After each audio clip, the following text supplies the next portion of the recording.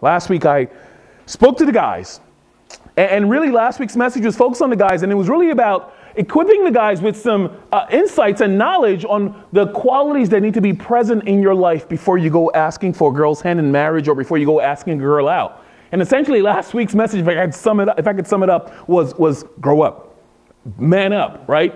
Man up, take responsibility for your life before you go asking another man's daughter's hand in marriage. Well, tonight, it's your turn, ladies. I'm talking tonight, man. I spent all week working on this. Just so you know, ladies, just so you appreciate what I have tonight, this went through 7 redrafts. And I had to no, I can't say that. Can't say that. I can't say that, right? And so I don't think I can still say anything I'm saying tonight, but I'm going to trust that you ladies are full of grace and mercy and are patient and long-suffering and will endure with no matter what I'm going to say tonight, right? Just don't hold on the ladies. No, I'm not. It's going to be good. It's going to be good. Tonight's message is titled, I'm Thinking of Asking Her Out. And it's interesting because, once again, ladies, I'm going to be speaking to you tonight about the qualities that need to be present in your life before you allow a guy to have emotional space in your life. I work really hard in coming up with that phrase, all right? And I'm talking about, so it's not just about marriage, it's also dating. Like here are some things that, ladies, once again, you need to be working on. Hopefully you're striving towards. This doesn't all have to be present in your life, but you're striving towards it. Things that need to be present in your life before you go giving a guy emotional space in your life. And by emotional space, I mean just really letting him in, be a special person in your life. Here's something interesting you ladies should know. Guys, ladies, you oftentimes will not have to work hard to win a guy's attention. I mean, his whole life he's hoping to win a girl over. And so you have that going for you. But let me kind of lay out some things that I think would be incredibly helpful. These are biblical things, I believe. And I'll point that out as we go along. So let's just jump right in. When you walked in, by the way, you should have received a sermon note. Can I borrow yours real quick, Lindsay? All right, you should have received one of these, and it'll help you follow along. If you did, just raise your hands up, and one of the welcome team peeps will hand you a pen and a filler. Just my wife. There you go. All right. I think everyone has one. Awesome. All right, so let's jump right in. First quality that I would propose should be present in your life, ladies, or at least you should be working on as you prepare to give a guy emotional space, is this. Just learn to be resourceful. Learn to be resourceful. Learn to be resourceful. You know, upon marriage, for many of you ladies, or perhaps down the line years after you get married, some of you will experience a sizable bump in your income, in your household income. And some of you will continue to make do with what you're currently both earning. But regardless of where you fall on the income pendulum, learning to be resourceful with your wealth and possessions, even at this stage in your life, ladies, will come in incredibly handy in your life. Now, last week I was speaking to the guys, and I also invited the ladies to listen in to say, yes, I'm speaking to the guys, but ladies, you should listen in. Same thing for the guys this week. I'm talking to the girls, but guys, really listening, because all of this is applicable to you. But we're just happen to be speaking to ladies today, okay? Cool. All right. Learn to be resourceful. The other day I was watching the show Extreme Couponing. How many of you guys have seen that show? Heard of that show? Okay. I'm watching the show Extreme Couponing the other day, and I'm watching these ladies, find coupons and everything. And I remember thinking to myself while watching, man, these ladies are crazy on the edge of neurotic. Like, they've lost their minds. They would spend hours searching newspapers and magazines, some even going as far as digging up garbage to find coupons. And I'm thinking how nuts they were and how crazy they were until they went shopping and they purchased items worth $950 and paid 25 cents for it. And I'm thinking, yeah, I don't mind being crazy either, okay? I don't mind getting a little bit of that crazy. I don't mind hanging out with them. I'm thinking that's some serious savings. 50 cents for a $950 worth shopping? I'd dig into garbage anytime for that, right? Now, I'm obviously not asking any one of you guys to become extreme couponers. But here's the deal, ladies. Learning to leverage whatever little you have into greater opportunities is a priceless skill that will only reap benefits for you when you get married. And I'm bringing this point up because for many of you ladies, you love to splurge a little bit, right? And that's not all ladies, right? But some of you guys like to splurge, and And there was a time when going shopping and getting the next designer outfit or the most expensive thing or the item that had the brand on, right? There was a time when that was great. But you know what? Part of moving from a girl into a lady is becoming more responsible with what you've been entrusted with. This ain't about preparing you to be a great housewife. This is just life skill.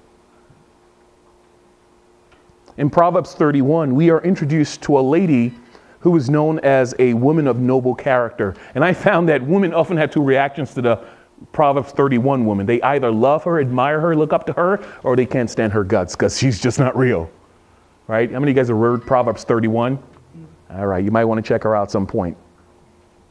Let me read verse 15 to you. It says, she, that's the woman in Proverbs 31, gets up while it's still night. She provides food for her family and portions for her female servants.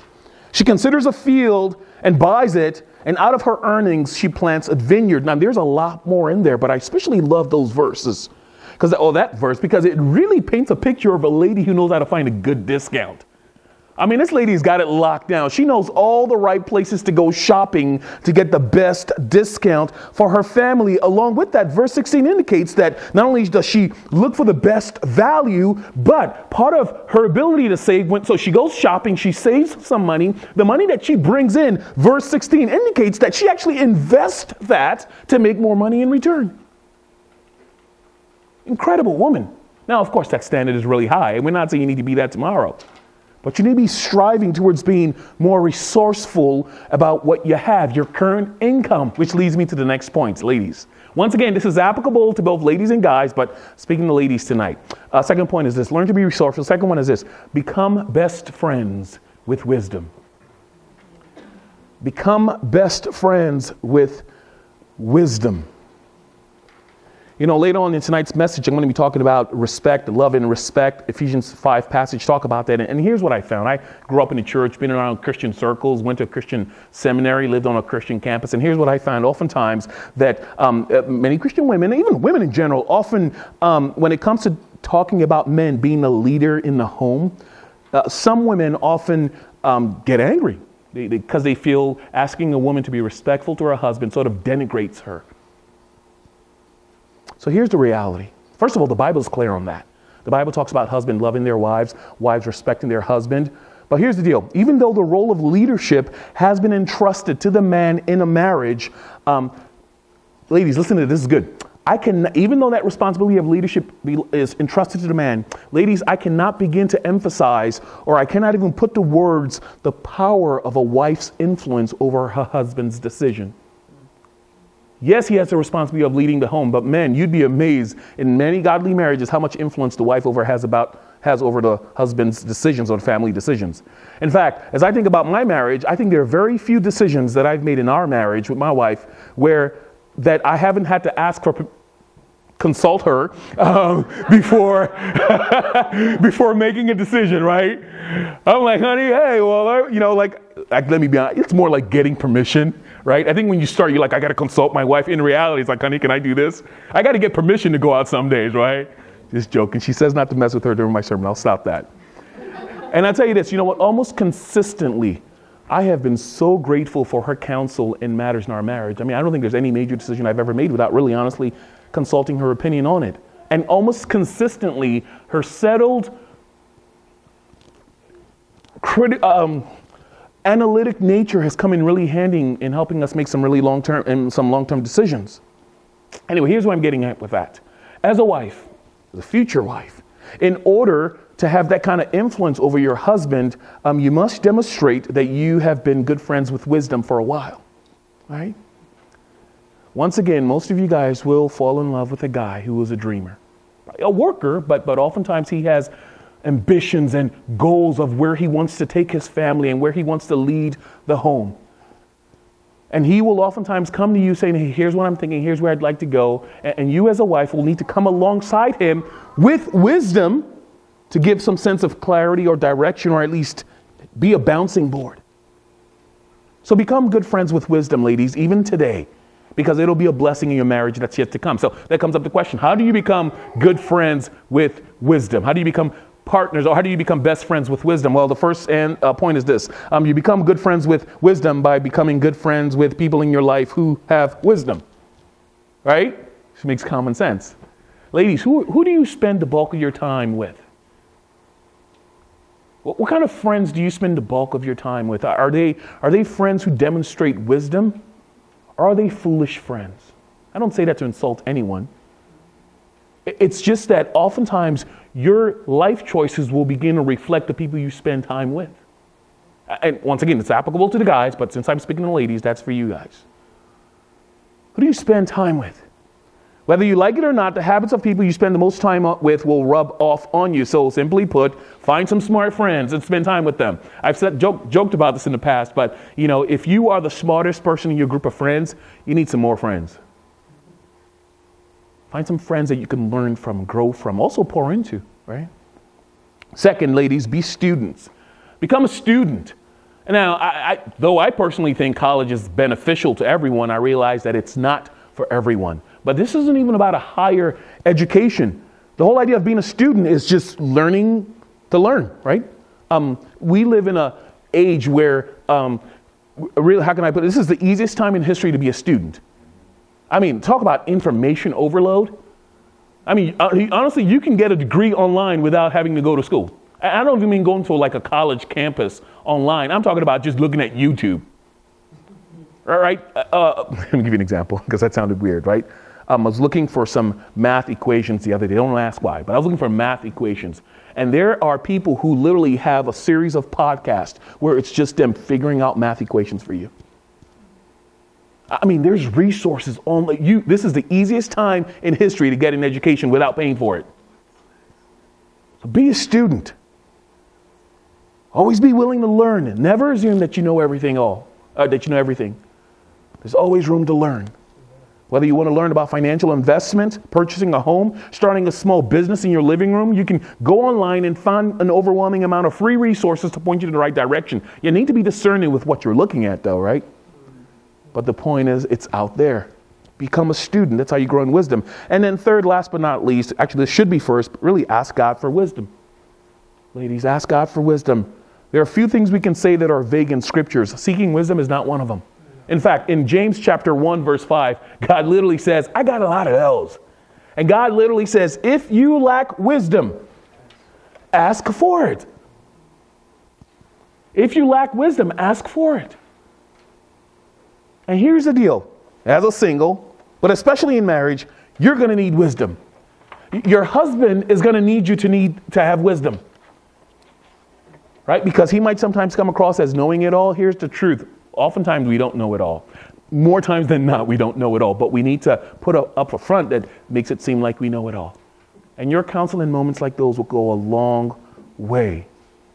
There will be multiple occasions in your marriage where your husband will have great opportunity before him and will desperately need your wisdom. So ladies, become good friends with wisdom. Seek it out as if it were a hidden treasure. It'll benefit you greatly. Because there's some other occasions in your marriage where your spouse will have an investment idea or a major family decision to make, which he's going to insist is the right decision.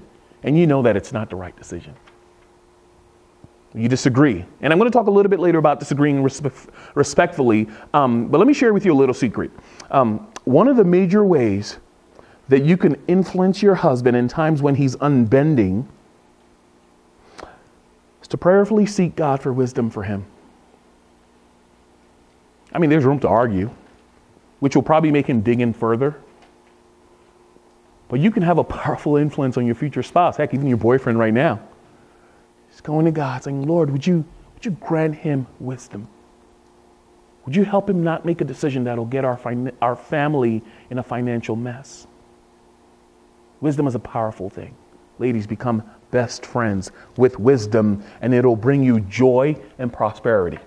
All right, number 3, learn to be resourceful, become best friend with wisdom. Ladies, here's the 5th one. And boy, before I share this one, I got to just put up front that I struggled with this, so I need you to understand my struggle with this. Here's the 3rd point. Find your visual comfort zone. I need a chair to walk through this point. Like I said, I struggled with whether to share this point tonight or not, but I decided to go with it because I felt it was important to address the common conception or the common perception that all a guy cares about are a woman's look, or that all guys are attracted to only a certain kind of woman. It's common perception. And so I thought, let me, and by the way, this point, find your comfort zone, went through all kinds of redrafts. I think initially I called it be visually generous, and I thought, yeah, that doesn't work. And then I had to change, and I went back and I finally settled on this one. So let me begin this discussion by reading to you 1 Samuel chapter 16, verse 7. And in there, God himself says, the Lord does not look at the thing a man looks at. Man looks at the outward appearance, but the Lord looks at the heart. So in other words, it doesn't matter how old you are, where you were born, how much material wealth you possess, how much you weigh, or what you look like. None of that matters to God. All God is concerned with is really the spiritual state of your heart. Because ultimately, at the end of life, all right, that's what's gonna matter.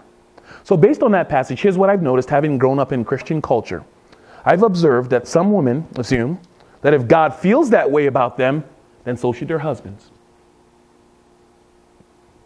What happens then, ever so subtly, is that some Christian women think that all the Christian guy should be concerned with is what's on the inside, because what's on the outside shouldn't matter at all. He should just be concerned with what's on the inside. So yes and no. Yes, your character and godliness are of utmost priority, ladies. And you should be building those character qualities in your life. Because those last longer than physical beauty, right? So those should be a priority. But to say that what's on the outside doesn't matter at all, and all that's on the inside, it's all that matters, at least to your husband, I think is unfair. In fact, here's what I've noticed, or what I've encountered as I've interacted with Christian guys who love the Lord, walking with the Lord. I've observed that sometimes that attitude can sometimes creep into a marriage, in the sense that before a girl gets married, she will work overtime to make herself presentable to the guy she loves and cares about. And once they're married, she just kind of, forget it, I don't need to care more. We're in love after all. And so it doesn't matter what the outside looks like. Okay, ladies, so let me speak frankly about this issue, okay? I'm just kind of put it out there, because here's the deal. You will encounter this discussion out there anyway. So here's the truth. The effort, and before I say this, I need to say this up front. This is not about size. This is not about the way you look. This is just some overarching principles. Here's the truth, ladies. The effort you put into your physical appearance matters to a guy a lot. Christian and non-Christian. I'm just talking what guys talk about in the locker room, just so you know. The effort you put into physical appearance matters to a guy. In fact, before a guy observes your godly character, more than likely he's going to observe or notice your appearance first. All right, I just got to be plain. I think it's no point for me to Christianize anything, right? He'll probably notice you physically first, and as he gets to know you, he falls in love with your character. And so in light of that, here's something to keep in mind, though, ladies. I think it's a false assumption to think that all guys are attracted to one kind of woman, right? Our culture puts a certain type of woman, a certain type of shape, size. They put that before us and says, this is what beauty is. And the lie there is that everyone now starts trying to live their life to live up to this expectation. And here's what, there was a book written a while ago, a magazine article about Hollywood secrets, and it actually had a video accompanying it where they showed this model and they showed her glamored up and posing, and then they backtracked like a few hours and they showed what she looked like, and it showed this transition. I should have had that video, but they showed this transition where she had makeup put on her, and then she had professional makeup put on her, and then when she was done with that, they put her picture in Photoshop, and then they thinned her neck and made her face and put more makeup, and then they put in another screen, and by the time she was done, it was a false copy of the real person. And they put that up before you and say that's what beauty is, when in reality it's a computer generated beauty. All right, so just want to state up front, it's a false assumption to think all guys attract to one type of woman. The fact is, every guy is different, and each guy's standard of beauty has been shaped by different influences, so that what one guy is attracted to is different from what his best friend is attracted to. And that's a good thing. So this point isn't about looking a certain way or being within a certain size range. You know, honestly, it's probably more about attitude than it is about beauty and attraction. Practically speaking, here's what I'm getting at. The more comfortable you are with you, the more visually appealing you will be to the male friend in your life whom you're trying to attract. And that's what I mean by find your visual comfort zone. You got to be comfortable with you and find joy in you. Ultimately, finding Christ, right? But being comfortable with who you are. Now, this doesn't mean you need to be constantly glamored up as if you were Princess Kate. But it does mean that you are presentable, right? It means that a guy doesn't want to date somebody who dresses like his best buddy. It means that you're clean, right? Because guys are sometimes dirty, and it's not cool to hang out with other dirty people. It means that you should be original, be ladylike. But more importantly, find your visual comfort zone. You're comfortable in this. And where I'm getting at with that is that there'll be a guy who's attracted to the way God has designed you will attract the way that God has designed the guy to be attracted to you.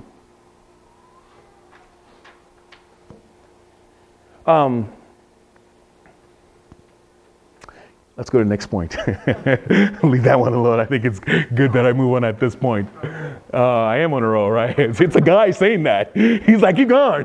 Ladies like, you need to move on. All right, so let's move on to the next point, okay? Find your visual comfort zone. Here's the last one. Cultivate an attitude of respect.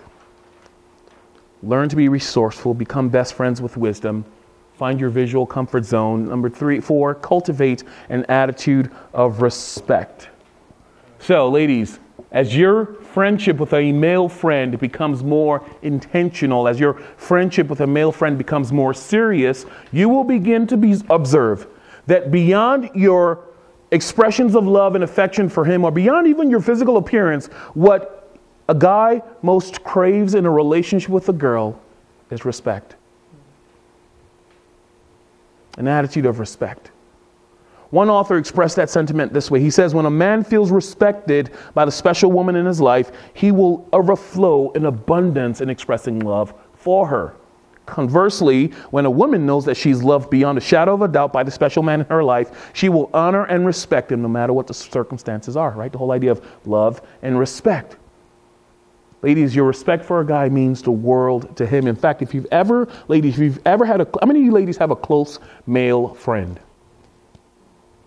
If you've ever had a spat with a male friend in your life, if you've ever had a spat with a male friend in your life, I'm willing to bet that you could probably track the root cause of that conflict to him feeling disrespected. You might not have set out to do that, but if you track it back, right, because it'll take a lot for a guy to get into an argument with a female friend because he's always trying to impress her. But if you can find an argument, you can probably trace it back to at some point he felt disrespected. That's because it's of incredible value to him. And so here's the deal. When a man feels disrespected, he reacts by withholding love. In the same way, when a woman feels unloved, she reacts by withholding respect. And if one of you doesn't grow up and mature quickly, you're going to end up in a crazy cycle, which can end up in a disrespectful marriage, right? And so we need to understand that dynamic of love and respect. Don't get me wrong, guys want to know that they are loved by the special woman in her life, but in his life. But I can guarantee you that you will never win a guy over or woo him by giving him a bouquet of expensive roses, a box of imported pretty candy, and a 2-carat diamond ring. It just that doesn't mean anything to him. Your respect means more to him than those things. And this isn't just a man-made concept to get women to be more submissive. In actuality, it's biblical. In Ephesians chapter 5, verse 33, God has some counsel for how husbands should treat their wives and how wives should treat their husband. He says this, however, each one of you, in Ephesians 5, verse 33, however, each one of you, speaking to the husbands, must also love his wife as he loves himself. And the wife must respect her husband.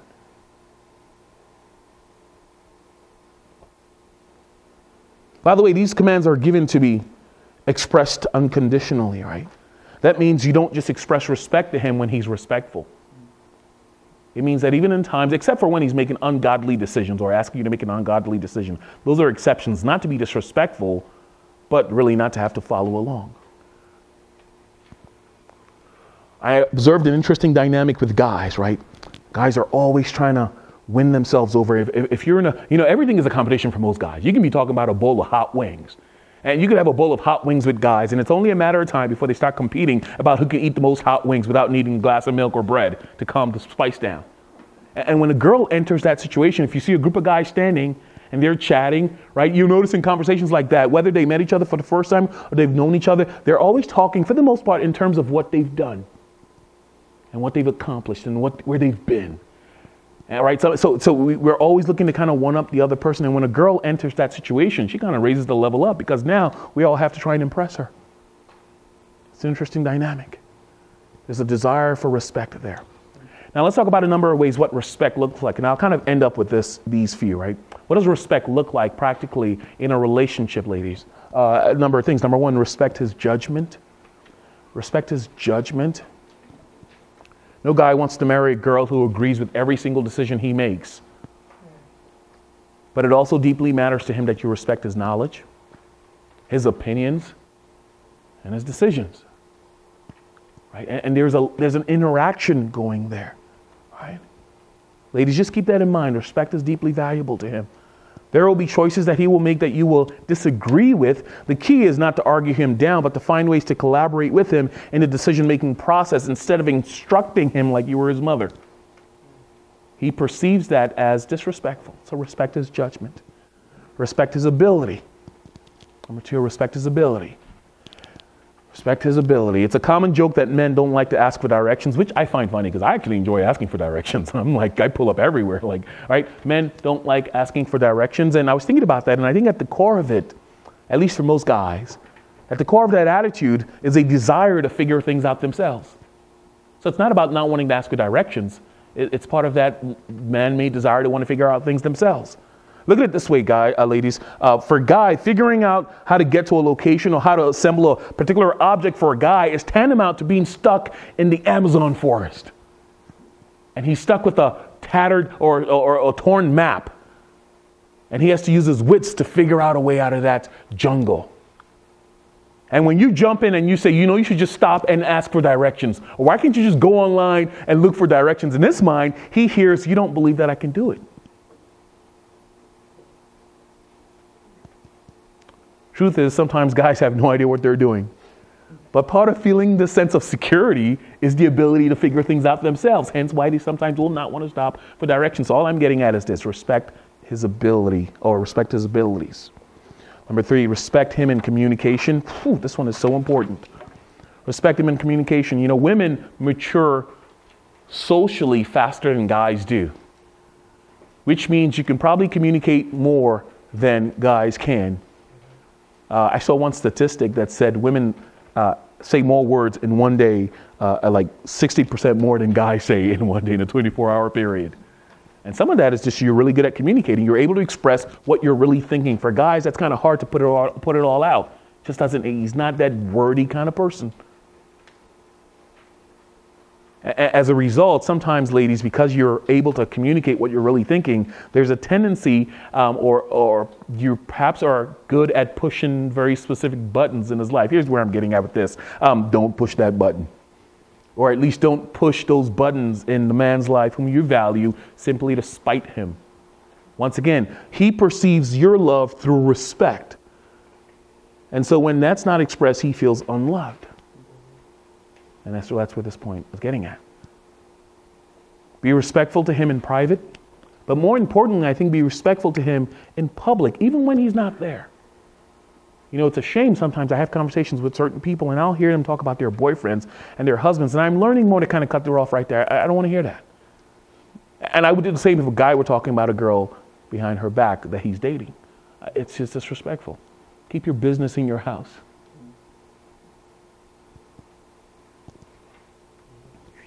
Be respectful.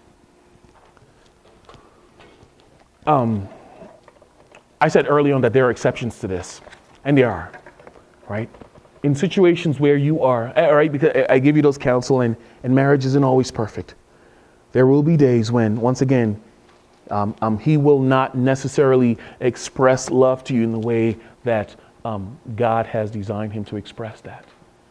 And it'll be so easy for you, ladies, to get back at him by being disrespectful. But in the scriptures, there's a specific command to the ladies. And I find it interesting to the ladies. It talks about, I think it's Paul, and I forget where it says that, but something along the lines of some of you ladies will, or who are in relationships with ungodly husbands. In other words, the husband does not know Jesus Christ. It talks about, in those situations, right, an excuse would just be pack up your bags and leave. But in those situations, scripture says the way you win them over is through your godly character. The way you woo him over is through your godliness.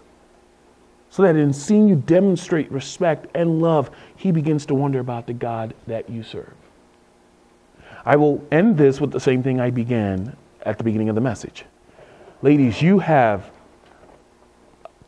a powerful influence, more so than you could imagine, over the man that you are going to marry. Even now, over some of your male friends, just your very presence causes them to kind of be quiet. You're around.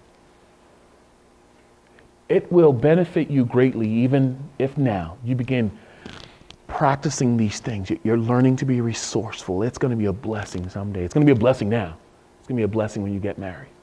Especially if you go from where you are right now into a situation where, once again, you experience a sizable bump in what your income is. All of a sudden, you have a lot. If you've been wasteful now, you're going to be more wasteful in marriage. But if you learn those practices now, when you learn to be resourceful, you'll be a blessing to your husband and to your family. Become best friends with wisdom. I don't even need to repeat. You can't go wrong with that. Wisdom will always pay off. Find your visual comfort zone, right? You got to be careful that you're not trying to live up to culture's standard of beauty or to your peers' standard of beauty. Find your comfort zone where you're comfortable presenting yourself as you are. And here's the deal, lady. The guy in your life will find that deeply, yes, he will. The guy in your life will find that deeply attractive because you're comfortable with you. Cultivate an attitude of respect. Concerning respect, you know what? Even if you're single right now, you can learn to put that in place with the people in your life.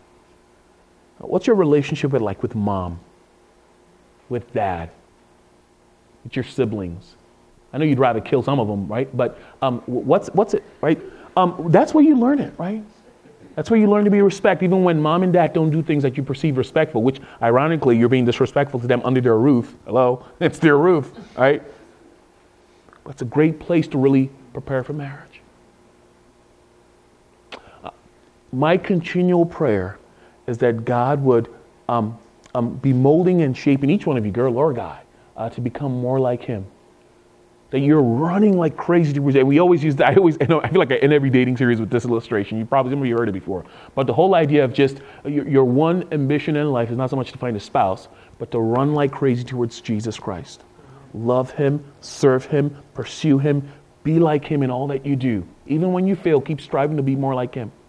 And then as you're running towards Jesus Christ, you look to your left and you look to your right. And you look for who's running along with you of the opposite gender.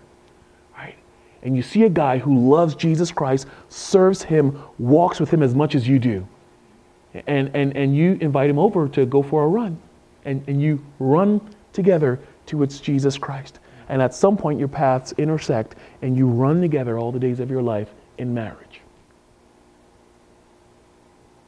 That's my prayer for you.